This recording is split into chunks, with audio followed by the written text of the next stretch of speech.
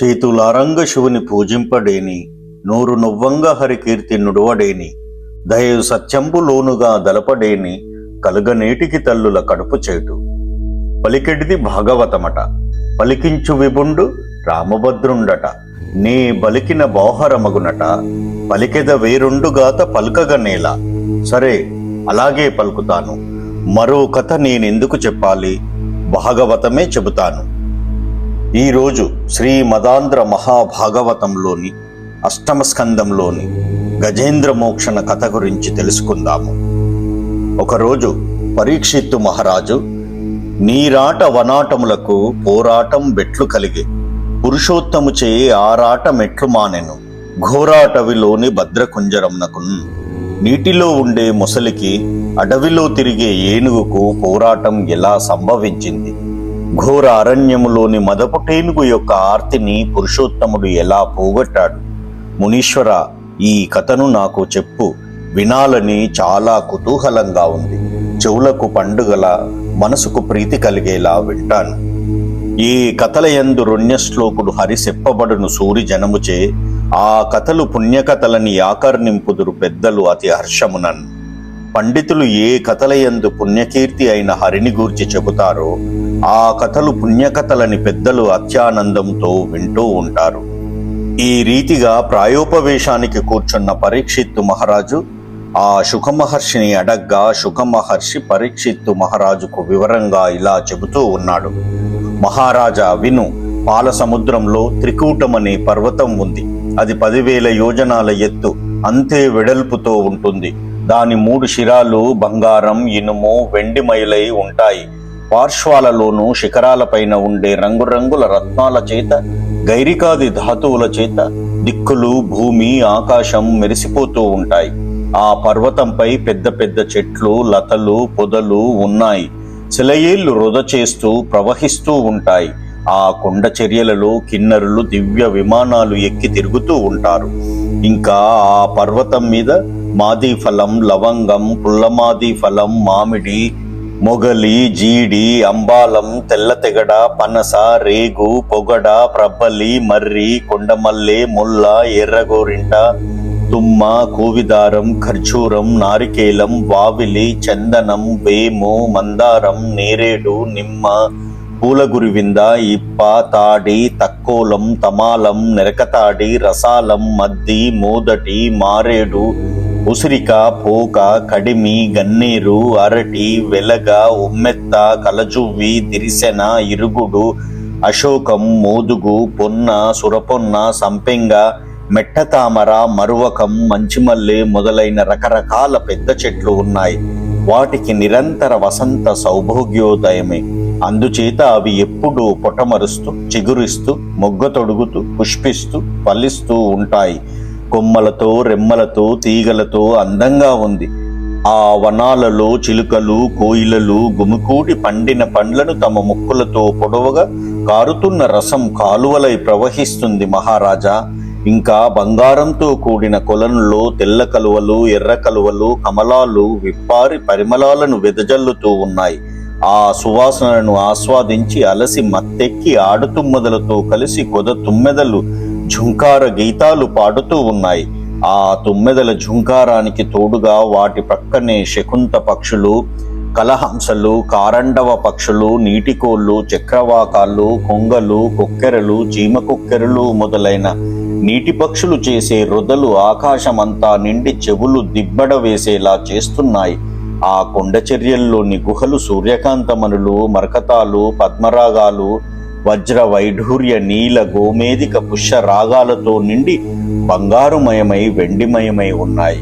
ఆ చర్యలలో, గుహలలో విద్యాధరులు, దేవతలు, సిద్ధ, చారణ, గరుడ, గంధర్వ, కిన్నెర, కింపురుషులు భార్యలతో పాటు నిరంతరము సరస సల్లాపాలతో, సంగీత ప్రసంగాలతో విహరిస్తూ ఉంటారు. ఆ అడవిలో మత్తేబాలు, గురుపోతులు, గండభేరుండాలు, ఖడ్గమృగాలు, సింహాలు, శరభాలు, పులులు, కుందేళ్లు, చమరీ మృగాలు, ముండ్ల పందులు, ఎలుగుబంట్లు, జింకలు, తోడేళ్లు, అడవి పందులు, అడవి దున్నలు, కోతులు, పెద్ద పెద్ద పాములు, పిల్లులు మొదలైన జంతువులు ఎప్పుడూ పోట్లాడుకుంటూ ఉంటే ఆ సంరంభానికి యమకింకరులు సైతం భయపడి శరణు కోరుతూ ఉంటారు. అడవి దున్నలు, ఎలుగుబంట్లు, ఖడ్గమృగాలు, గురుపోతులు, కోతులు, చమరీ మృగాలు, అడవి ఈగెలు, సింహాలు, శరభాలు, అడవి పందులు, అచ్చెరువు కొలిపే కాకులు, గుడ్ల గూబలు ఆ అడవి అంతా నిండి ఉన్నాయి రాజా. అన్యాలోకన భీకరంబులు జీతాశానేక పానీకముల్ వన్యే బంబులు గొన్ని మత్తతనులై వ్రజ్జా విహారాగతో ధన్యత్వంబున భూరి భూదర దరీ ద్వారంబులందుండి సౌజన్య క్రీడల నీరుగాలివడి కాసారావగహాతమై. ఆ అడవిలో కొన్ని మదించిన ఏనుగులు ఉన్నాయి. అవి ఇతర జంతువులకు చూడటానికే భయం కలిగించేవి. దిగ్గజాలను సైతం ఓడించగలవి. గుంపు కట్టి విహరించడం వలన ఆ ఏనుగులకు దాహం వేసింది. ఆ ఏనుగుల గుంపు పెద్దవైన కొండ గుహల లోపల నుండి వచ్చి చెర్లాటలు ఆడుతూ నీటి గాలి సోకి ప్రవాహంలో దిగాలనుకున్నాయి. పగలంతా సూర్యునికి భయపడి పర్వత గుహల లోపల దాక్కున్న చీకట్లన్నీ సంధ్యాకాలంలో సూర్యుడు వృద్ధుడైపోవడం వల్ల సమయం వేచి చూచి గుహల్లో నుండి బయటకు వచ్చాయా అన్నట్లుగా ఏనుగులన్నీ గుహల నుండి బయటకు వచ్చాయి. ఆ ఏనుగులు చీకట్ల వల్లే నల్లగా ఉన్నాయని దీని అర్థం. ఆ గుంపులోని గున్న ఏనుగులు తమ బలసంపద చేత కొండలు అడ్డు వచ్చినా ఢీకుంటాయి గాని తొలగిపోవు రాజా. ఎదురించే సామర్థ్యంలో సింహాలకి కూడా వెన్నుచూపవు. పిడుగులు పడినా భయపడవు. ఆ మదపు టేనుగులు భయంకరంగా విహరిస్తూ ఉంటే వాటి గాలి సోకిన మాత్రాననే జంతువులన్నీ తప్పుకుంటూ ఉన్నాయి. శ్రమపడి పులులన్నీ పొదరిండ్లలో దూరాయి. ఘోరమైన ఎలుగుబంట్లు గుహల్లోకి వెళ్ళిపోయాయి. అడవి పందులు నేల బొరియల్లో దాక్కున్నాయి.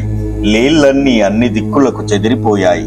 అడవి దున్నలు మడుగులలోకి చొరబారాయి. కోతులు కొండలనెక్కాయి. అడవి పాములు పుట్టల్లోకి దూరిపోయాయి.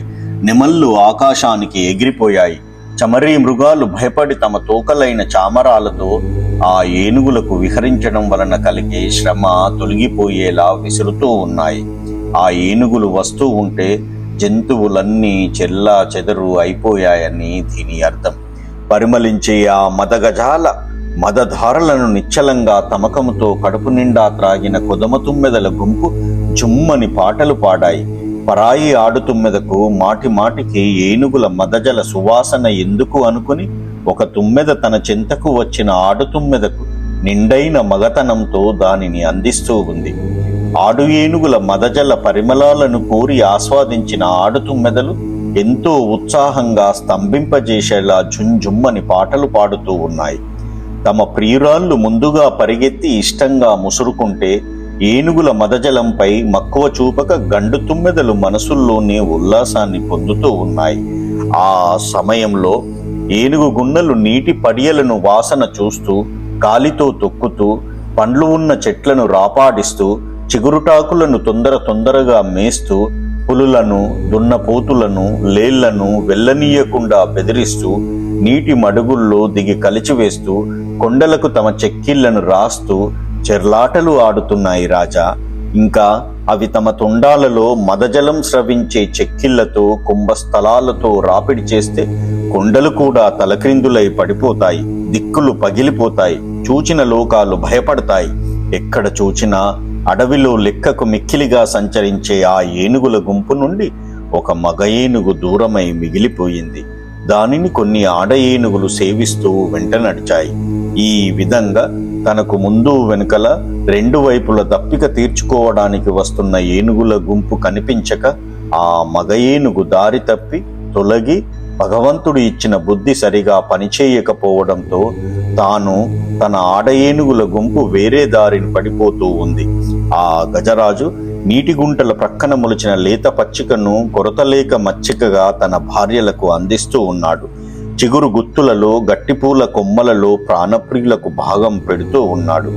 భార్యల శరీరాలను పరిశీలించి ధరగా కారే మదజలంతో చల్లనైన తన విసనకర్రల వంటి చెవులతో విసిరి వాటి చెమటలను పోగొడుతూ ఉన్నాడు. దంతాలతో మృదువుగా మెల్లగా వాటి మెడలను నిమురుతూ ప్రేమ కనపరిచాడు. వారి వెనుక వైపు చేరి ప్రేమతో మూచూసి ఆకాశంలోకి తొండాన్ని చాచుతూ ఉన్నాడు. వారి ఋతుకాలాన్ని పసికడుతూ ఉన్నాడు. ఈ విధంగా ఆ మదపుటేనుగు తన భార్యలతో క్రీడిస్తూ విశ్రమిస్తూ ఉన్నాడు. ఆ గజరాజు ఉప్పుల కుప్పలా అందంగా ఉన్నాడు. తన కుంభస్థలం యొక్క నిండుతనానికి సరిరాక యువతుల స్తనాలు కొంగులు చాటు చేసుకున్నాయి. అతని నడకలోని టీవీకి చాలక ఆడువారి పాదాలు అందలను ఆసరాగా చేసుకున్నాయి. అతని తుండపు సొగసుకు వెనక్కి తగ్గిన యువతుల తొడలు ఒడ్డానపు కాంతులను తోడు తెచ్చుకున్నాయి. అతని దంతకాంతులకు ఓడిపోయి తరుణుల నవ్వులు ముఖచంద్ర కాంతులను ముసుగుతించుకున్నాయి. అతని అందమైన రూపం చూడదలిచి దిగ్గజాల భార్యలైన అంజన, అభ్రము, కపిల మొదలైన వారందరూ తన వెంట నడుస్తున్నట్లుగా ఉన్నాడు ఆ మగ ఏనుగు. ఈ రీతిగా రకరకాలుగా అడవిలో విహరించిన కారణంగా ఆ మదపుటేనుగు దారి తప్పి దాహం తీర్చుకోవాలనే కోరికతో తాను తన ఆడ ఏనుగుల గుంపు అలా వెళ్ళి అక్కడ ఒక సరస్సును వారంతా చూశారు. అందులో కొత్తగా విచ్చిన తామరలు, కలువలు, వాని మీద జుమ్మని తిరుగాడుతున్న తుమ్మెదలు ఉన్నాయి. అది తాబేళ్లు, చేపలు, మొసళ్లతో వారింప శక్యం కాకుండా ఉంది. ఆ సరస తీరంలో మర్రి, తాడి, మామిడి, మద్దె చెట్లు, పూల తీగలు ఉన్నాయి. ఆ చెరువులో హంసలు, చక్రవాకాలు, కొంగలు వేగంగా ఈదుతూ ఉన్నాయి. ఈ రీతిగా అన్యపురుషులెవరూ సంచరించని స్వచ్ఛమైన ఆ సరస్సు చూడగానే ఆ ఏనుగుల గుంపుకు పద్మాల సువాసనలతో కూడిన చల్లని పిల్లగాలులు శరీరాలకు హాయిని కలిగించాయి. తామర తూడులను తినడం చేత మధురవాక్కులు కలిగిన కలహంస ధ్వనులు చెవులకు ఇంపు కలిగించాయి. విచ్చుకున్న కలువల పద్మాల సువాసనలు నాసికా రంధ్రాలకు తృప్తి కలిగించాయి. నిర్మలమైన అలలు చిందించే నీటి తుంపురులు నోటి దప్పికను శాంతింపజేస్తూ ఉన్నాయి. ముల్లోకాలలోని నూతనమైన సౌభాగ్యం దీపిస్తున్న ఆ వైభవం కన్నులకు విందు చేస్తూ ఉంది. ఆ విధంగా వెళ్ళి పంచేంద్రియ వ్యవహారాలను మరిచిపోయి ఆ మదపుటేనుగుల గుంపు సరస్సులో దిగింది మహారాజా. ఇంకా సరస్సులో దిగిన ఆ ఏనుగులు తొండాలలో నీటిని నింపుకొని చెక్కిళ్లపై చల్లుకుంటూ బుడబుడ ధ్వనులతో పెద్ద పుట్టలు నిండేలా నీటిని త్రాగాయి. అప్పుడు ఇభలోకేంద్రుడు హస్తరంధ్రముల నీరెక్కించి పూరించి చండభ మార్గంబునకెత్తి నిక్కిపడి నుడ్డాడించి పింజింప నారభటుల్ నీరములోన బెల్లగసే నక్ర గ్రాహ పాటీనముల్ నభమం దాడెడు మీన కర్కటములన్ బట్టెన్ సురల్ బ్రాన్పడెన్. ఆ గజరాజు తొండంలోకి నీరెక్కించి నింపి నిలువున 2 కాళ్లపై నిలిచి తొండాన్ని ఆకాశానికి చాచి వేగంగా అటూ ఇటూ కదిపి ఆర్భాటంతో చిమ్మగా ఆ నీటిలోని మొసళ్ళు, ఎండ్రుకాయలు ఆకాశంలో కదులుతున్న మీన కర్కటకాలను పట్టుకున్నాయి. అది చూచిన దేవతలు నిశ్చేష్టులయ్యారు. ఇంకా ఆ గజరాజు అడ్డులేని రీతిలో విహరిస్తూ ఉన్నాడు. ఎదురులేని పరాక్రమంతో ఆ గజరాజు సరస్సులో క్రీడించేటప్పుడు ఆడు ఏనుగుల తొండాల నుండి ఎగిసిన నీటి బిందువులలో తడిసి సెలయేటితో కూడిన నీలాద్రిలా ఉన్నాడు. భార్యలైన ఏనుగులు తమ తొండాలతో పద్మాలతో మీద వేయగా 1000 కన్నులు కల ఇంద్రుని వలె ఉన్నాడు. ఆడు ఏనుగులు చల్లిన కలువ పుప్పడితో కనకాద్రి ఘనతను పొందాడు. అవి పరిచిన కలువ కాడలతో పాములను ఆభరణాలుగా ధరించినట్లున్నాడు. మదించిన ఆడు ఏనుగులు విసిరిన ముచ్చపు చిప్పలతో మెరుపుతో కూడిన మేఘాన్ని మేలమాడుతున్నట్లు ఉన్నాడు. ఆ మదగజం యొక్క రకరకాల విహారాలతో కలిచివేయబడిన ఆ సరోవర శోభ కొత్త సౌభాగ్య వైభవాన్ని సంతరించుకుంది రాజా. ఇంకా మన్మథ విద్యలో ఆరితేరిన విటుని కౌగిళ్లలో కంపించిపోయిన శరీర అలంకారాలు గల కుసుమ సుకుమారిలా ఉంది ఆ సరస్సు. చిందరవందర అయిన జుట్టు వంటి గండు తుమ్మెదల సమూహం కలదిగా, రసం కోల్పోయిన ముఖం వంటి పద్మం కలదిగా, స్వస్థానం నుండి చెలించిన స్తనములు అనే చక్రవాకాల జంట కలదిగా, నలిగిన పిరుదుల వంటి ఇసుక తిన్నెలు కలదిగా గోచరించింది ఆ సరస్సు. అంతలో భుగభుగాయుత భూరి బుద్భదచ్చటలతో గదులుచు దివికి భంగంబులిగయ భువన భయంకర పూత్కార రవమున ఘోర నక్ర గ్రాహకోటి బెగడ వాల విక్షేప దుర్వార జుం జూం నీలవశమున గుమగుమావర్ధమడర గల్లోల జాల సంగట్ట నంబుల దటీతరుల మూలంబులై ధరణిగూల సరసిలో నుండి పొడగని సంభ్రమించి యుదరి కుప్పించి లంఘించి హుంకరించి భాను గుబాలించి పట్టు స్పర్శాను పగడి నొక్క మకరేంద్రుడి బరాజు నుడిసి పట్టే. ఒక మొసలి సరస్సులో నుండి ఆ గజరాజును చూసింది. వేగంగా ఏనుగు వైపు కదిలింది. దాని వేగానికి బుగబుగ ధ్వని చేస్తున్న నీటి బుడగలతో అలలు ఆకాశానికి ఎగిరాయి. అది భయంకరంగా పూత్కారం చేస్తూ ఉంటే ఆ శబ్దానికి పెద్ద పెద్ద మొసళ్ళు కూడా భయపడ్డాయి. దాని తోక కదలిక వేగానికి పుట్టిన ఝుమ్ ఝుమ్ నిలం వలన సరస్సులో సుడిగుండాలు ఏర్పడ్డాయి. అలల తాకిడి యొక్క తీవ్రతకు ఒడ్డున ఉన్న చెట్లు కూకటి వేళ్లతో నేలకూలాయి. అలా అమిత వేగంగా కదలి వచ్చిన మొసలి ఒక్కసారిగా కుప్పించి ఎగిసి సూర్యుని కబలించి పట్టుకునే రాహువులా ఆ గజరాజును ఒడిసి పట్టుకుంది పరీక్షిత్తు మహారాజా. ఇంకా వెంటనే ఏనుగు కూడా ఆ పట్టు తప్పించుకొని పొడవైన తొండం ఎత్తి కొట్టగా ముసలి చచ్చిన దాని వల్ల నీటిలో పడి తిరిగి ఏనుగు ముందరి కాళ్ళని రెండింటిని వెంటనే పట్టుకొని ఉంది. పదములం బట్టినం తలకు బాటొక ఇంతయులేక శూరతన్ మదగజ వల్లభుడు ధృతిమంతుడు దంత యుగాంత గట్టనం జెదరగా చిమ్మెనమ్మ కరిచిప్పలు పాదులు దప్ప నొప్పరన్ వదలి జలగ్రహంబు కరివాల మమూలము చీరె కోరులన్.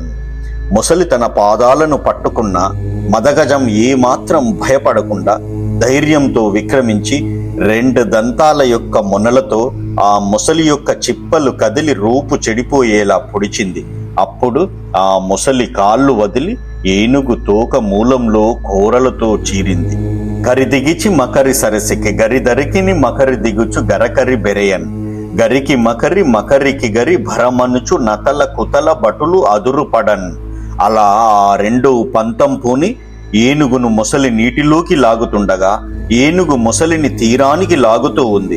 ఏనుగును మించినది మొసలి, మొసలిని మించినది ఏనుగు అని ఆ తలంలోని భూమి మీద వీరులందరూ అదిరిపడి చూస్తూ ఉన్నారు. ఈ రీతిగా ఏనుగు మొసలి 2 కూడా పరస్పరం సమజీవులై తలపడ్డాయి. అవి చూడడానికి భయంకరంగా ఉన్నాయి. ఒకదానినొకటి జయించాలనే పట్టుదలతో ఉన్నాయి. వాటి పోరాటంతో కొలను అంతా కల్లోలమైపోతూ ఉంది. సింహంతో సింహం, కొండతో కొండ ఢీకొన్నట్లుగా తలపడి వెనుకంజ వేయక పోరాడుతూ ఉన్నాయి. నీటిలో అలా పోరాడుతూ లోపలికి బయటకి లాగుతూ ఉన్నాయి. నీరు అటూ ఇటూ కదిలిపోతూ తడబడుతూ బుడబుడమని చప్పుడు చేస్తూ బుగులు బుగులుమనే చప్పుళ్లతో నురుగు కట్టి ఆకాశానికి ఎగిసిపడుతూ ఉంది. ముట్టెలతో పొడుచుకుంటూ ఉన్నాయి. మిక్కిలి వాడి అయిన కూరలతో దంతాలతో తల మీద చిప్పలు ఇంతింత తునియలు అయ్యేలా మూలాలు కదిలి రక్తం ఓడేలా ఊపిరి బిగపట్టి ఒక్కసారి దెబ్బతీస్తూ ఉన్నాయి. పరస్పరం లాగుతూ ఉంటే కదలకుండా గట్టిగా పాదాలు నిలదొక్కుంటూ ఉన్నాయి. ఒకదానితో ఒకటి పెనుగులాడుతూ నీటిలో గుండ్రంగా తిరిగే వేగానికి సరస్సులో ఉన్న మొసళ్ళు, తాబేళ్లు, ఎండ్రకాయలు, పెద్ద కప్పలు మొదలైన వాటి ప్రాణాలు కడబట్టి పోతూ ఉన్నాయి. అవి పోరాటంలో ఒకదానికొకటి అనగద్రొక్కి చీకాకు పరుస్తూ ఉన్నాయి. బలం తగ్గి అలసిపోతూ ఉన్నాయి. ఎదుటివారి దెబ్బలను నాచుతో నత్త గుల్లలతో ముచ్చపు చిప్పలతో కాచుకుంటూ ఉన్నాయి. ఒళ్ళు దాచుకోకుండా గెలవాలనే ఆలోచన గడ్డిపడి రెట్టింతలు కాగా పగలు రాత్రి వాళ్ళ క్రమంగా విజృంభిస్తూ చాలా కాలం పాటు నిద్రాహారాలు లేకుండా అవి పరాక్రమంతో పోరాడుతున్న సమయంలో జవమును జలమును బలమును వివిధములుగా బోరు కరటి వీరతకు బువిన్ దివి మకర మీన కర్కట నివహములొక్కటన మిత్రనిలయము పొందెన్. ఏనుగు బలంతో, వేగంతో, పట్టుదలతో రకరకాలుగా పోరాడుతూ ఉంది. దాని పరాక్రమానికి భూమి మీద ఆకాశంలోని మకర మీన కర్కటకాలు కలిసి ఒక్కొమ్మడిగా సూర్యమండలం పొందాయి రాజా. అంటే ఆకాశంలోని రాశులు సూర్యమండలంలో దాక్కున్నట్లు ఉన్నాయి. భూమి మీద మకర మీనాదులు చనిపోయి సూర్యమండలంలో చేరుకున్నాయి అన్నట్లు కనపడుతూ ఉంది. ఆ టూపంబున జిమ్ము రొమ్ముగల వజ్రబీల దంతంబులం దాటించన్ మెడన్ జుట్టు పట్టి హరి దూర్దండా బషుండాహతిన్ నీటన్ మాటికి మాటికిన్ దిగోగా నీరాటమున్ నీటి పోరాటన్నోటమి పాటు జోపుట కరణ్యాటంపు వాచాటమై. మొసలి ఏనుగును మాటి మాటికి నీటిలోకి లాగుతూ ఉంది. ఆ నీటి పోరాటంలో దానిని ఓడించడానికి ఏనుగు ఘీంకరిస్తూ మహావేగంగా వజ్రాయుధం వలె భయంకరమైన దంతాలతో రొమ్ము పరిగేలా పొడిచింది. ఇంద్రుని భుజం వంటి పొడవైన తొండంతో మెడను చుట్టుపట్టి విసిరి కొట్టిందా మొసలిని. ఆ సమయంలో మకరి తోడబోరు మాతంగ విభు నొక్కరు నుడించి పువ్వుగాలు రాక కోరి చూచుచుండె గుంజరీ యూథంబు మగలు దగులుగారె మగువలకున్.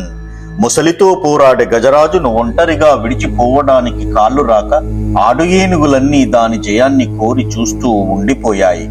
కాంతలకు తన మొగుని యందు అంటే తన భర్త యందు చాలా ప్రేమ ఉంటుంది కదా. అంతటా నీరు తనకు జీవనాధారం కాబట్టి మొసలికి అంతకంతకు బలం పట్టుదల పెరిగాయి. గజరాజు కృష్ణపక్ష శీతకాల భానునిలా అంతకంతకు అలసిపోతూ ఉన్నాడు.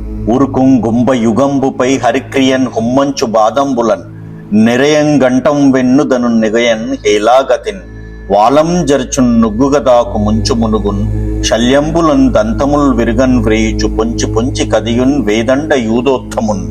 మొసలి ఏనుగు కుంభస్థలం మీదికి హుమ్మంటూ సింహంలాగా ఉరుకుతూ ఉంది. పాదాలతో అవలీలగా కంఠాన్ని వీపును పూర్తిగా ఆక్రమించుకునేలా ఎగురుతూ ఉంది. నుగ్గు అయ్యేలా తోకతో కొడుతూ ఉంది. దానిని తాకుతూ ఉంది, ముంచుతుంది, తాను మునుగుతుంది. దంతాలు ఎముకలు విరిగిపోయేలా కొడుతూ ఆ గజరాజును నీటిలో పొంచి పొంచి మరీ సమీపిస్తూ ఉంది. పొడగానం బడకుండడాగు వెలికింబోవంగ దానడ్డమై పొడజూపు జరణంబులం బెనగూను బోరాక రారాక బెగ్గడిలంగూలగ దాంచు లేచు తరినుద్ఘాటించు లంఘించు బల్విడింజీరుందలగున్ మలంగు నొడియన్ వేధించు క్రోధించుచున్. మొసలి తాను కనబడకుండా నీటిలో దాక్కుంటూ ఉంది. ఏనుగు ఒడ్డుపైకి పోదామనుకునేసరికి తాను అడ్డు నిలిచి కనబడుతూ ఉంది. ముందుకు వెళ్ళడానికి వెనుకకు పోవడానికి వీల్లేకుండా పాదాలను పెనవేసుకుంటూ ఉంటుంది. బాధతో కూలబడిపోయేలా దెబ్బ కొడుతూ ఉంది. లేవడానికి ప్రయత్నించే సమయంలో ఒక్కసారిగా ఎగిసి దూకుతుంది. వేగంగా చీరుతుంది, వెనక్కి వెళ్తుంది, మళ్ళీ ముందుకు వస్తుంది. క్రోధంతో వేధించి బాధిస్తూ ఉంది ఆ గజరాజుని. ఈ విధంగా ఉన్న మొసలి యొక్క నిర్వక పరాక్రమం అడుగులోని మొసళ్లకు ఆశ్చర్యం కలిగిస్తుంది. అల్పుని హృదయంలోనే జ్ఞానమనే దీపాన్ని ఆక్రమించుకునే మహామాయ అనే అంధకారంలా అది అంతకంతకు ఉత్సాహంతో పోరాడుతూ రకరకాలుగా నీటిలో మునుకలు వేస్తూ ఉంది.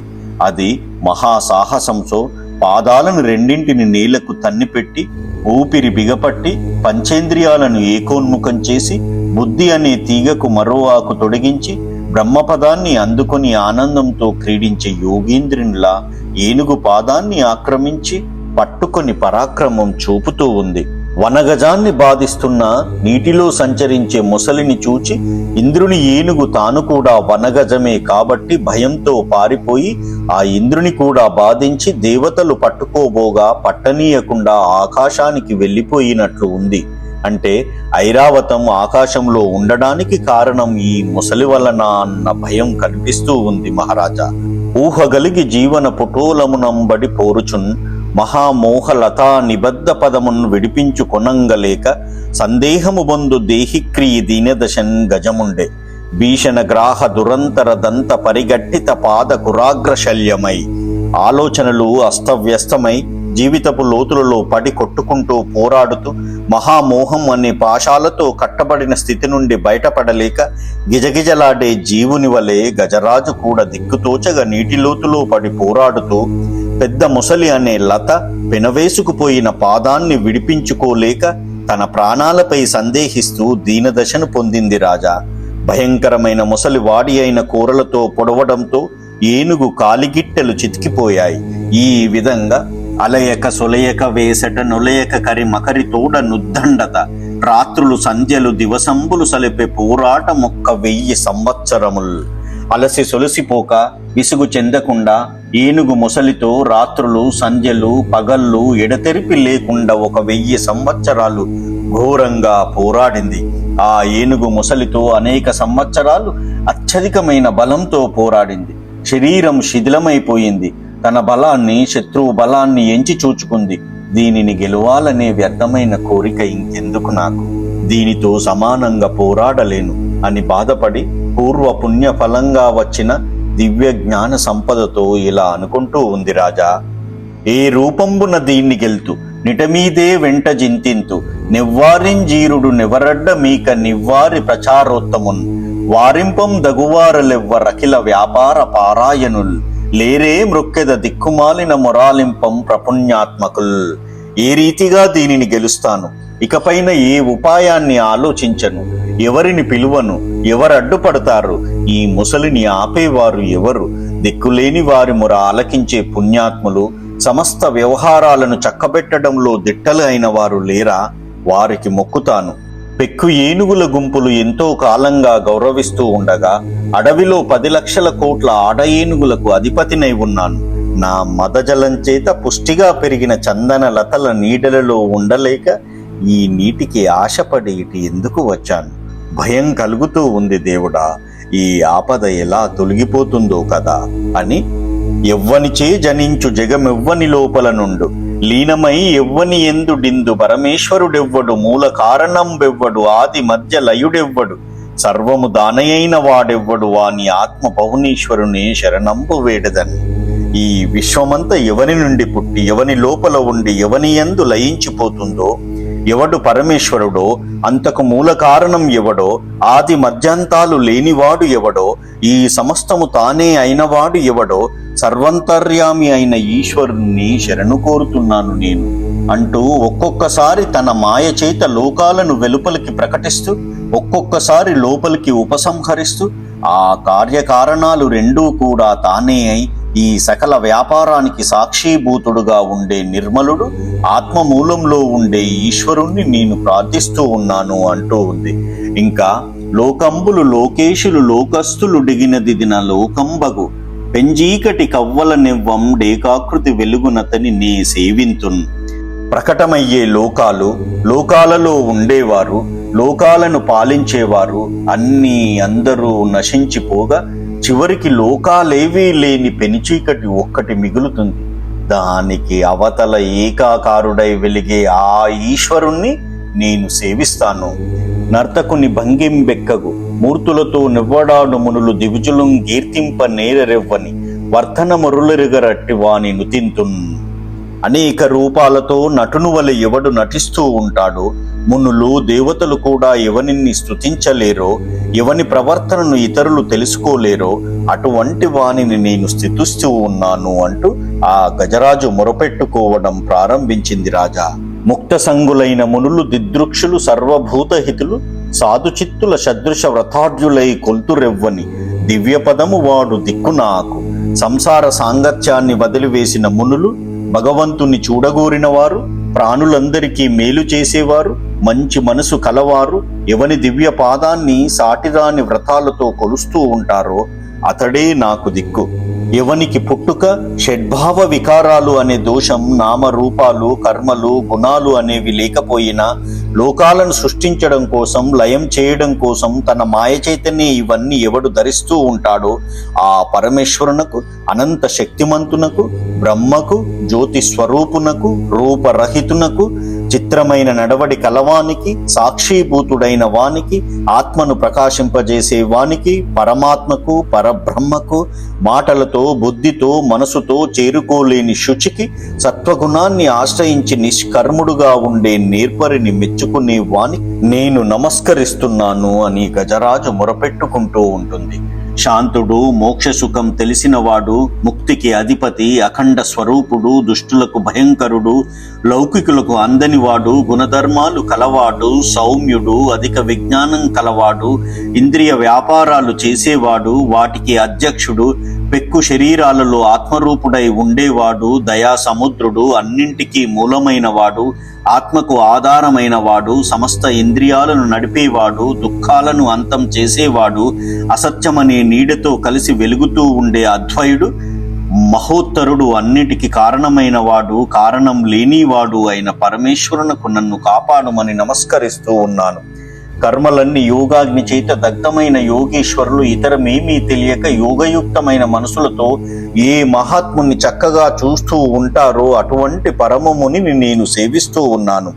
అన్ని శాస్త్రాలకు వేదాలకు సముద్రం వంటివాడు, మోక్ష స్వరూపుడు, పరమపదంలో ఉండేవాడు, అరణియందు దాగిన అగ్నివలే సమస్త గుణాల చేత ఆవరింపబడిన జ్ఞాన స్వరూపుడు, స్వయం ప్రకాశుడు, గుణాలన్నీ లయం కావడంతో ఉద్దీప్తమైన గొప్ప మనస్సు కలవాడు, తొలగిపోయిన కర్మలు కలవారిలో ఆత్మరూపుడై నిర్వర్తించేవాడు, దిక్కులేని నా వంటి మూఢుల పాపాలను పోగొట్టేవాడు, అందరిలో అంతరాత్మగా వెలుగొందేవాడు, అపరిచ్ఛిన్నుడు, పశుపత్ని సుతాయములయందు ఆసక్తులైన వారికి పొందరాని వాడు అయినట్టి ఆ భగవంతునికి వందనములు చేస్తూ ఉన్నాను. మరియు ధర్మార్థ కామాలను విడిచి మోక్ష కాములై పండితులు ఎవరిని సేవించి ఇష్టమైన గతిని పొందుతారో, చేరి కోరిన వారికి దయతో శాశ్వత దేహాన్ని ఇచ్చేవాడు. ముక్తాత్ములు ముందుగా ఎవరిని ధ్యానిస్తారో ఆనంద వారధిలో మునిగిపోయిన అంతరంగంతో ఏకాంతులైన భక్తులు ఏమీ కోరకుండా ఎవని శుభకథలను చెబుతూ ఉంటారో, గానం చేస్తూ ఉంటారో ఆ మహేషుని, ఆద్యుని, అవ్యక్తుని, ఆధ్యాత్మ యోగం చేత పొందదగిన వాణిని, పరిపూర్ణుని, ఉన్నతాత్ముని, బ్రహ్మను, పరుని, అతీంద్రుని, ఈశుణ్ణి, దూరంగా ఉండేవానిని, సూక్ష్ముడైన వానిని నేను సేవిస్తాను అని ఇంకా అంటూ ఉంటుంది.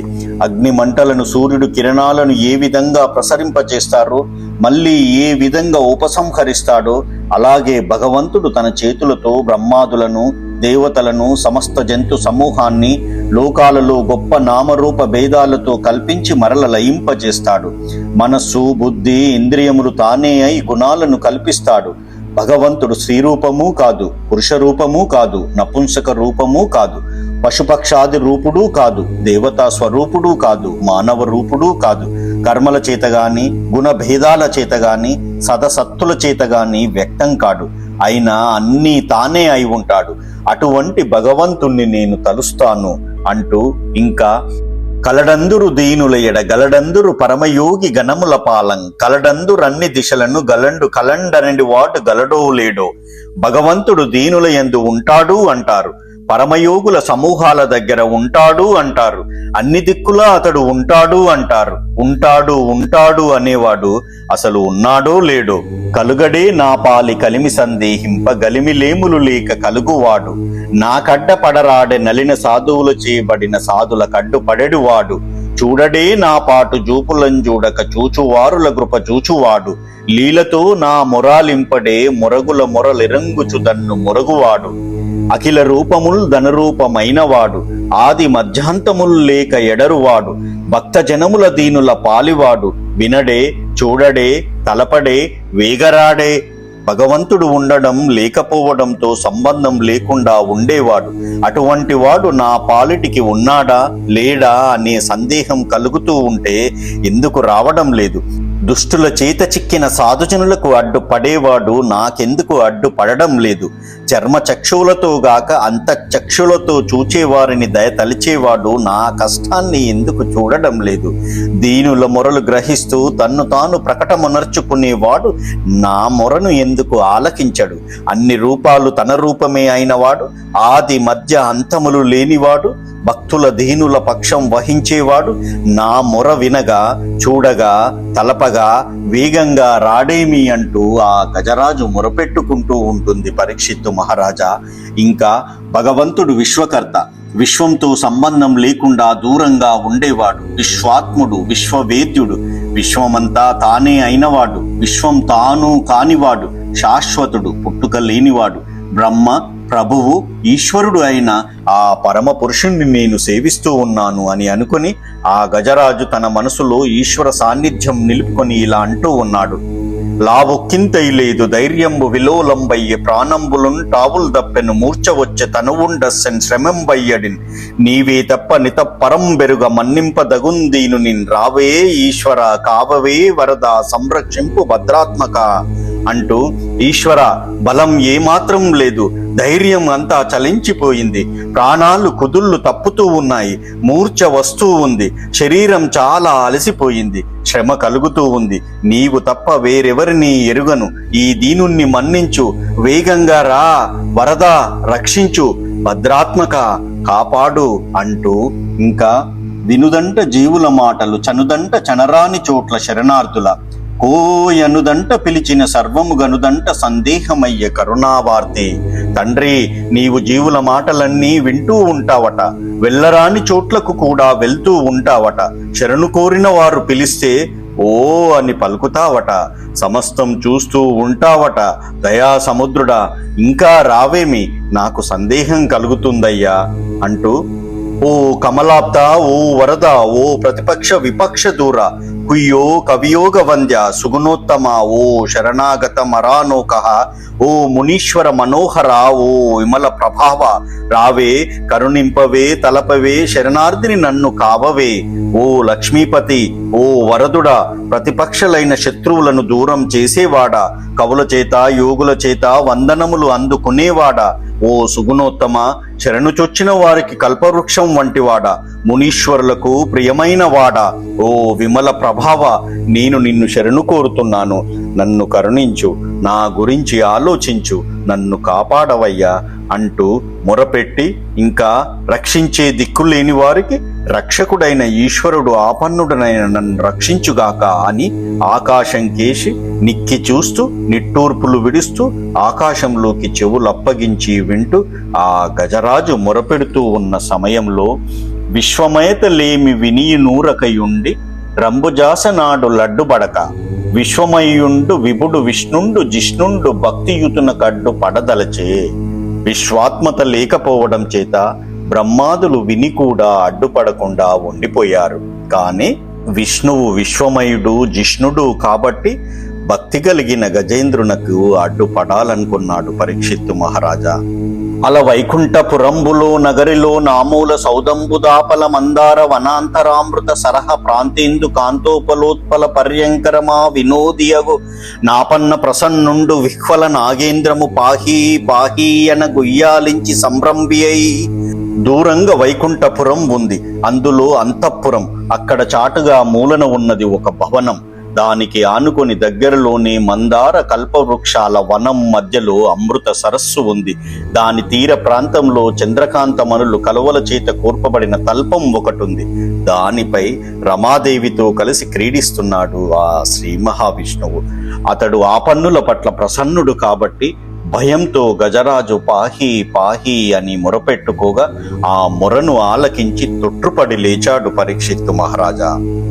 సిరికింజెప్పడు శంఖ చక్ర యుగముంజేదోయి సంధింపడే పరివారంబును జీరడబ్రగ పతింబన్నింపడాకర్ణికాంతర తమ్మిల్లము జక్కనొత్తడు వివాద ప్రోత్తిత శ్రీ కుచోపరిచేలాంచలమైన వీడడు గజప్రాణ వనోత్సాహి అయి ఏనుగు ప్రాణాలు కాపాడాలనే సంరంభంలో లక్ష్మీదేవికి ఏమీ చెప్పకుండానే శంఖచక్రాలను చేత ధరించకుండానే ఏ పరివారాన్ని పిలువకుండానే బయలుదేరిపోయాడు ఆ మహావిష్ణు. గరుత్మంతుణ్ణి సిద్ధం కమ్మని చెప్పలేదు, చెవుల మధ్య చిందరవందర అయిన జుట్టును చక్కదిద్దుకోలేదు, ఆట మధ్యలో వివాదం వచ్చి లేవగా పట్టుకున్న లక్ష్మీదేవి పయ్యద కొంగును కూడా విడిచిపెట్టలేదు రాజా.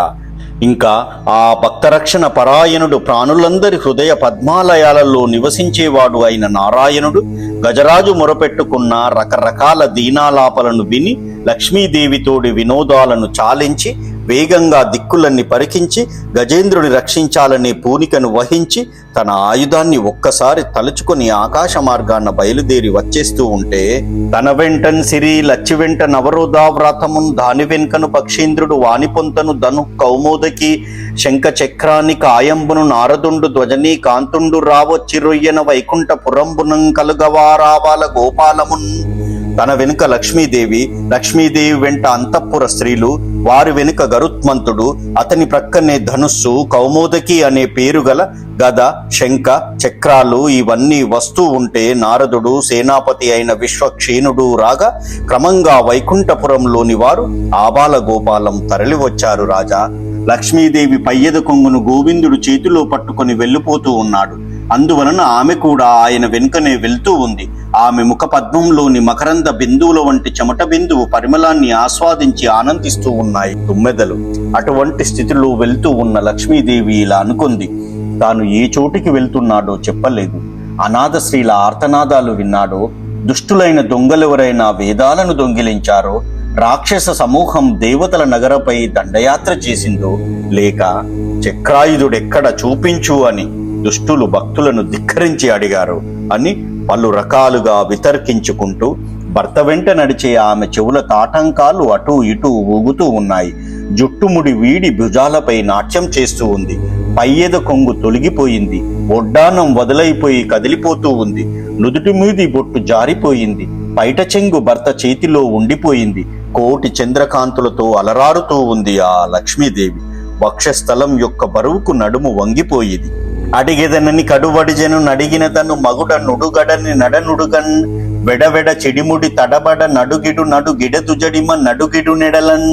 అలా నడుస్తూ ఉన్న ఆమె భర్తను కారణం అడగాలని వడివడిగా అడుగులు వేస్తూ ఉంది. మళ్ళీ అంతలోనే తాను అడిగినా చెప్పడని అడుగుల వేగం తగ్గించింది.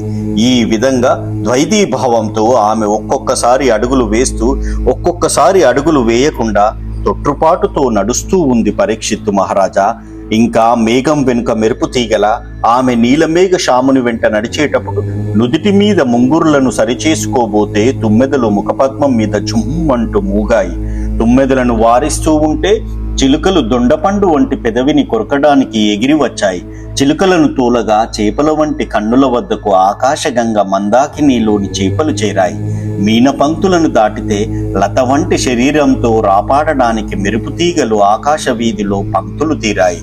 ఆ మెరుపులను జయిస్తే చక్రవాకాలు పాలిండ్లను తాకి తమ బలం చూపుతూ ఉన్నాయి. ఇలా శ్రీ మహావిష్ణువు రాక్షసుల జీవన సంపదను నిరాకరించేవాడు, కరుణను వర్ధిల్ల చేసేవాడు, యోగీంద్రుల మనసులు అనే అడవుల్లో సంచరించేవాడు, సహనం కలవాడు, భక్తజన సందోహం యొక్క మహిమల చేత అలంకరింపబడేవాడు, కొత్త పెళ్లి కూతురై ఉల్లాసంగా ఉన్న ఇందిరాదేవి చేత సేవలు అందుకునేవాడు, జయశీలుడు, ప్రకాశమానుడు. అటువంటి శ్రీ మహావిష్ణువు ఆకాశ మార్గంలో వస్తూ ఉంటే దేవతలందరూ చూశారు. అలా చూసిన వారు చనుదెంచన్ గనుడెల్లవాడే హరి పజ్జంగంటిరే లక్ష్మి శంఖ చక్ర నినాదంబదే చక్రమల్లదే భుజంగధ్వంసియున్ వాడే క్రన్నన ఏతెంచె నటంచు వేల్పులు నమో నారాయణాయేతి అని స్వనులై మృక్కిరి మింట హస్తి దురవస్థావక్రికిం జక్రికిన్. అదిగో ఆ గనుడు హరి వచ్చేశాడు. హరి పక్కన లక్ష్మీదేవి ఉంది చూశారా, అదిగో శంఖధ్వని, చక్రం అదిగో, అదిగో గరుత్మంతుడు, అందరూ వేగంగా వచ్చేస్తున్నారు అంటూ నమో నారాయణాయ అంటూ ఏనుగు దురవస్థను పోగొట్టే ఆ చక్రాయుధునికి ఆకాశంలో నిలబడి దేవతలందరూ నమస్కరించారు. ఆ సమయంలో ఏనుగును రక్షించాలనే ధ్యాసతో దేవతల నమస్కారాలను స్వీకరించలేదు ఆ శ్రీ మహావిష్ణు. మనోవేగంతో వెళ్లి కొద్ది దూరంలో సరస్సును చూశాడు హరి. అది గొప్ప మకరాలు, ఎండ్రకాయలు, చేపల జంటల చేత శింషుమార చక్రంలా ఉంది. నిర్మలమైన శ్రేష్టమైన కచ్చపం చేత కుబేరుని భాండాగారంలా ఉంది. భాగ్యవంతుని అదృష్టంలాగా అనురాగంతో కూడిన జీవనం కలదిగా ఉంది. శంఖాలు, చక్రాలు, కమలాలతో కూడి వైకుంఠంలా ఉంది. సుఖ దుఃఖాది ద్వంద్వాల బురదతో నిండిపోయి సంసార చక్రంగా ఉంది. అట్టి సరస్సును చూచి కరుణాసింధుడు శౌరివారి చరమున్ ఖండింపగా పంపి సత్వరిత కంపిత భూమి చక్రము మహోద్వద్ది స్ఫులింగచ్చట పరిభూతాంబర శుక్రమున్ బహువిధ బ్రహ్మాండ భాండచ్చటాంతర నిర్వక్రముం బాలిత సుఖిల సుధాంద చక్రము చక్రమున్. దయా సముద్రుడైన శౌరి ముసలిని ఖండించడానికి చక్రాయుధాన్ని పంపాడు. అది భూమండలాన్ని మిక్కిలి వేగంగా కంపింపజేస్తుంది. అతి వేగంగా వెళుతూ ఉన్న నిప్పు రవ్వల చేత శుక్రగ్రహాన్ని కూడా ఓడించినట్లుగా ఉంది ఆ చక్రం. అనేక బ్రహ్మాండ భాండాల సమూహాలలో ఎక్కడా ఆ చక్రానికి ఎదురులేదు. అది నిఖిల దేవతా సమూహాన్ని పాలించేది. అటువంటి చక్రాన్ని పంపగా సరోవర మధ్యంలో ఉన్న కొత్త పద్మలతను ఆలింగనం చేసుకోవడానికి సిద్ధమై వస్తున్న సూర్యుని సొగసుతో వచ్చి చక్రం నీటిలో గుబులు గుబుల్లుమనే శబ్దంతో కొలను అంతా కలక చెందేలా ప్రవేశించి మనోవేగంతో దుష్టమైన ఆ మొసలి ఉన్న చోటికి చేరింది. మేరుపర్వతం వంటి శరీరం కలది. అడవిలోని గజరాజులకు భయం కలిగించేది. కామక్రోధాలకు పుట్టినీళ్ళైంది. ఏనుగు యొక్క రక్తస్రావంతో మునిగింది. హద్దులు లేని ఉత్సాహం కలది. అలసట లేనిది. జయించాలనే మోహం కలది అయిన ఆ మొసలి యొక్క శిరస్సును చక్రం అతి శీఘ్రంగా భయంకరంగా నరికి ప్రాణాలు తీసింది. ఇలా ఒక్క రెప్పపాటు కాలం స్పృశించి సుదర్శన చక్రం మొసలి తలను తుంచే సమయములో మకరమొకటి రవిజొచ్చెను, మకరము మరి ఒకటి దనదు మాటున దాగెన్, మకరాలయమున దిరిగెదు మకరంబులు కూర్మరాజు మరవున కరిగెన్. ద్వాదశ రాసుల్లోని మకరం సూర్యునిలో దూరింది. నవనిధులలోని మకరం కుబేరుని మరుగుజొచ్చింది. సముద్రంలో తిరిగే మొసళ్ళన్నీ ఆదికూర్మం మరుగున చేరాయి. ఆ గజరాజు అప్పుడు చీకట్లు విరియగా చంద్రుడు దర్పించినట్లుగా వెలుగొందాడు. సంసార దుఃఖం నుండి తరించిన విరాగిలా ముసలి పట్టు నుండి విడిపించుకొని పాదాలు జాడించాడు. ఆడ దిగ్గజాలు సంతోషంగా తమ తొండాలతో అమృత జలం వర్షించగా స్నానమాడిన గజరాజు విశ్రాంతి పొంది అందంగా కనపరిచాడు. అప్పుడు హరి విజయ సూచికంగా పాంచజన్యాన్ని పూరించాడు రాజా. అది సుజనుల పట్ల దయా సముద్రం వంటిది. తన గొప్ప ధ్వని చేత పంచమహాభూతాలలోని గొప్ప చైతన్యాన్ని కదలకుండా చేసేది. అధికమైన గొప్ప తెల్లని కాంతి చేత పర్జన్యాది రాజ సమూహాన్ని చకితమునర్చేది. విషణ్ణుల యొక్క దైన్యం దూరం చేసేది. శత్రు సైన్యాన్ని తుడిచిపొట్టేది. ఆ సమయంలో దేవదుందుబులు మ్రోగాయి. తామరపూల సువాసనతో కూడి గాలులు వీచాయి. పూలవానజల్లు కురిసింది. దేవతా స్త్రీలు నాట్యం చేశారు. ప్రాణులు చేసే జయ జయ శబ్దాలు దిక్కులంతటా నిండాయి. ఆకాశగంగ యొక్క ముఖ పద్మాన్ని తరంగాలతో చుంబిస్తున్నట్లుగా సముద్రం ఉప్పొంగింది. పరీక్షిత్తు మహారాజా, నిడుదయగు కేల గజమును మడువున వెడలగ దిగిచి మదజల రేకల్ దుడుచుచు మెల్లన పుడుకుచు నుడిపెన్ విష్ణుండు దుఃఖముర్వీనాథ. రాజా, విష్ణువు తన పొడవైన చేతితో గజాన్ని సరస్సు నుండి వెలుపలికి లాగి దాన్ని మదజల రేఖలను తుడుస్తూ మెల్లగా శరీరాన్ని నిమురుతూ దాని దుఃఖాన్ని పోగొట్టాడు. శ్రీహరికర సంస్పర్శను దేహము దాహంబు మాని ధృతి కరణీ సందోహంబుదాను గజపతి మోహన ఘీంకార శబ్దములతో నొప్పెన్. శ్రీహరి చేయి తాకడం చేత ఏనుగుకు శరీర తాపం తీరిపోయింది. ఆడ ఏనుగులు తాను కలిసి ఆ గజపతి ఇంపైన ఘీంకారాలు చేస్తూ ఉల్లాసం ప్రకటించాడు. ఏనుగు శ్రీహరి వలన బ్రతికింది. మిక్కిలి అనురాగంతో ఆడ ఏనుగులను తన తొండంతో నిమురుతూ పెనవేస్తూ మళ్ళీ కరపీడనం చేసింది పరీక్షిత్తు మహారాజా. ఇంకా రాజా, దేవల మహాముని శాపం చేత హుహు అనే పేరుగల గంధర్వుడు మహాబలవంతుడైన ముసలిగా మారాడు. అప్పుడు అతడు శాప విముక్తుడై తన పూర్వరూపమైన నిర్మల శరీరాన్ని ధరించాడు. అవ్యుడైన హరికి మిక్కిలి భక్తితో నమస్కరించి శ్రద్ధగా అతనిని కీర్తించి స్తుతించాడు. ఆ దేవుని దయకు పాత్రుడై అక్కడికక్కడే మళ్ళీ శిరస్సు వంచి నమస్కరిస్తూ పాపాలన్నీ తొలగి ఆనందంగా తన లోకానికి వెళ్ళిపోయాడు ఆ హుహు అనే గంధర్వుడు. అప్పుడు శౌరు చేయి స్పృశిస్తూ నడవగా గజరాజు అజ్ఞానం తొలగి విష్ణురూపుడై వెలుగొందాడు. రాజా, ముసలితో యుద్ధం చేసిన ఆ గజేంద్రుడు పూర్వం ద్రవిడ దేశానికి రాజైన ఇంద్రద్యుమ్నుడు. అతను గొప్ప విష్ణు భక్తుడు.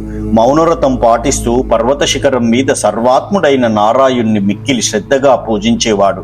రాజా, ఒకనాడు ఆ రాజు మనసులో అచ్యుతుని నిలుపుకొని మౌనంగా నిష్కలంక స్థితిలో ఉండగా అగస్త్య మహాముని అక్కడికి వచ్చాడు. అతడు లేవక పూజింపక మౌనంగా ఉండడం చూసి అప్పటికప్పుడు అగస్త్య మహామునికి కోపం కలిగింది. ఆ కోపంతో అజ్ఞానం జడత్వం కల ఏనుగు జన్మను పొందవలసిందిగా అని ఆ ఇంద్రద్యుమ్నుని శాపం ఇచ్చాడు. మునీశ్వరుణ్ణి అవమానించి గొప్పవాడైన ఇంద్రద్యుమ్నుడు ఏనుగు జాతిలో పుట్టాడు. రాజా, ఎంత గొప్ప పుణ్యాత్ములైనా విప్రులను అవమానించకూడదు అంటూ ఆ పరీక్షిత్తు మహారాజుకి శుకమహర్షి చెబుతూ ఉన్నాడు. మహాత్మా, ఆ ఇంద్రద్యుమ్నుడు గజరాజు అయ్యాడు. భటులు మొదలైన వారంతా ఏనుగులుగా పుట్టారు. అతడు ఏనుగుగా పుట్టినప్పటికీ శ్రీహరి యొక్క పాదసేవ కారణంగా అధికమైన ముక్తి కలిగింది అతనికి. కర్మలు చేస్తూ కమలాక్షుణ్ణి సేవిస్తూ రెండింటి ఎంతూ కూడా నియమాలను పాటిస్తూ ఉన్నట్లయితే మెల్లగా కర్మలన్నీ శిథిలమై నశిస్తాయి. ప్రబలంగా ఉండే విష్ణుభక్తి మాత్రం స్థిరంగా ఉండిపోతుంది రాజా అంటూ చెడ్డవారైన దుష్టులకు ఏనుగులు, గుర్రాలు, సంపదలు అన్నీ నశించిపోతాయి. భార్యలు, బిడ్డలు కూడా నశిస్తారు.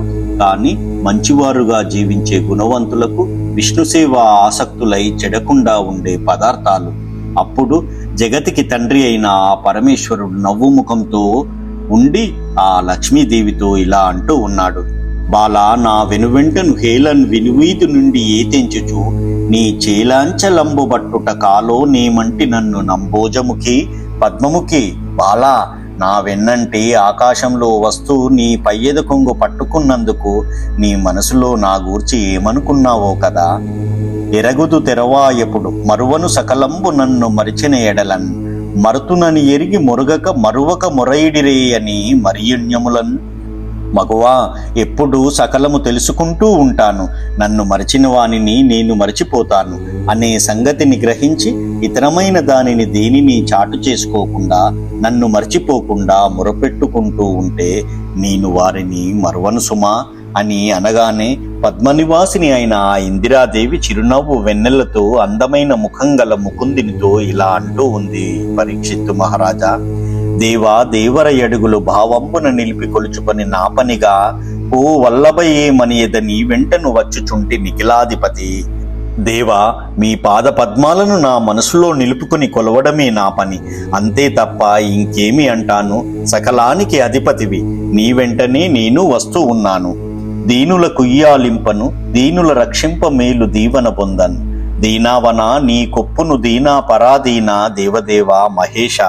దీనులకు పరాధీనుడవైన మహేష దేవదేవ, దీనుల మొరలను వినడానికి, దీనులను రక్షించడానికి, వారి చేత మేలైన దీవెనలు పొందడానికి దీనరక్షకుడవైన నీవే తగుదువు అని ఇంకా సముచితమైన మాటలతో పొగడుతున్న ఆ విష్ణు భక్తిరాలిని సాదరంగా సరస సల్లాపాలతో మందహాసంతో కౌగిలించుకున్నాడు ఆ మహావిష్ణు. పరివారంతో కలిసి గరుడులు, గంధర్వులు, సిద్ధులు, దేవతలు జయ జయధ్వానాలు చేస్తూ ఉండగా గరుడారూఢుడై తన నివాసానికి వెళ్ళిపోయాడు అని చెప్పి శుకయోగి ఇంకా ఇలా చెబుతూ ఉన్నాడు: పరీక్షిత్తు మహారాజా, నీకు నేను చెప్పిన కృష్ణ సంబంధమైన ఈ గజేంద్ర మోక్షణ కథ విన్నవారికి కీర్తి కలిగిస్తూ ఉంది, దోషాలు పోగొడుతూ ఉంది, దుశ్శప్నాలను నాశనం చేస్తుంది, దుఃఖాలను తొలగిస్తుంది. ప్రొద్దుటే లేచి పవిత్రులై నిత్యం చదివే నిర్మలాత్ములైన విప్రులకు విశేష వైభవం, సంపదలు కలుగుతాయి, పీడలు శాంతిస్తాయి, సుఖం సిద్ధిస్తుంది, శుభకర్మలు వృద్ధి పొందుతాయి, మోక్షం సులభం అవుతుంది, సంతోషం చేకూరుతుంది అని శ్రీ మహావిష్ణువు ప్రీతితో ఆనతిచ్చాడు. ఇంకా ఆ పరమేశ్వరుడు ఇలా ఆనతిచ్చాడు: ఎవరైతే తెల్లవారుజామున లేచి ఏకాగ్రమైన మనసుతో నన్ను, నిన్ను, ఈ సరస్సును, శ్వేత దీపాన్ని, నాకు ఇష్టమైన పాల సముద్రాన్ని, మేరు పర్వతాన్ని, ఈ కొండ గుహలను, అడవులను, పేము వెదురు పొదలను, కల్ప వృక్షాలను, మేము త్రిమూర్తులము నివసించి ఉండే ఆ కొండ శిఖరాలను, కౌమోదకి, కౌస్తుభ, సుదర్శన పాంచజన్యాలను, శ్రీదేవిని, శేషగరుడ వాసికి, ప్రహ్లాదులను, నారదాది ఋషులను, మత్స్య కూర్మ వరహాది అవతారాలను, ఆ అవతారాలు చేసిన పనులను, సూర్య చంద్రాగ్నులను, ఓంకారాన్ని, ధర్మం, తపస్సు, సత్యాలను, వేదాంగాలను, శాస్త్రాలను, గోవులు, భూసురులు, సాధువులు, పతివ్రత జనాలను, చంద్రుని భార్యలను, కశ్యప ప్రజాపతి భార్యలను, గౌరీ, గంగ, సరస్వతి, కాళింది, సునంద మొదలైన పుణ్యనదుల సమూహాన్ని, దేవతలను, దేవతా వృక్షాలను, ఐరావతాన్ని, అమృతాన్ని, ధ్రువుణ్ణి, బ్రహ్మర్షి సముదాయాన్ని, పవిత్ర కీర్తి కలిగిన మానవులను సమాహిత చిత్తులై తలుచుకుంటారో అట్టివారికి చనిపోయే సమయంలో నా నిర్మలగతిని ఇస్తాను అని చెప్పి హరి శంకించి పూరించి దేవతలందరూ పాదాభివందనం చేస్తూ ఉండగా గరుత్మంతుణ్ణి ఎక్కి వెళ్ళిపోయాడు రాజా. దేవతలందరూ సంతోషించారు అని చెప్పి సుఖ మహర్షి పరీక్షిత్తు మహారాజుతో ఇలా అన్నాడు: గజేంద్ర మోక్షణ కథను చిత్తశుద్ధి కలిగి చదివే దీక్షాపరులకు ఆ గజరాజ వరదుడు ఏనుగులను, గుర్రాలను, రథాలనే కాక కైవల్యాన్ని కూడా ఇస్తాడు. దీనితో శ్రీ మదాంధ్ర మహాభాగవతంలోని 8వ స్కందంలో శ్రీ గజేంద్ర మోక్షణ కథ సమాప్తము. ఓం నమో భగవతే వాసుదేవాయ. ఓం నమో భగవతే వాసుదేవాయ. ఓం నమో భగవతే వాసుదేవాయ. ఓం నమో నారాయణాయ. ఓం నమో నారాయణాయ. ఓం నమో నారాయణాయ. జై హింద్.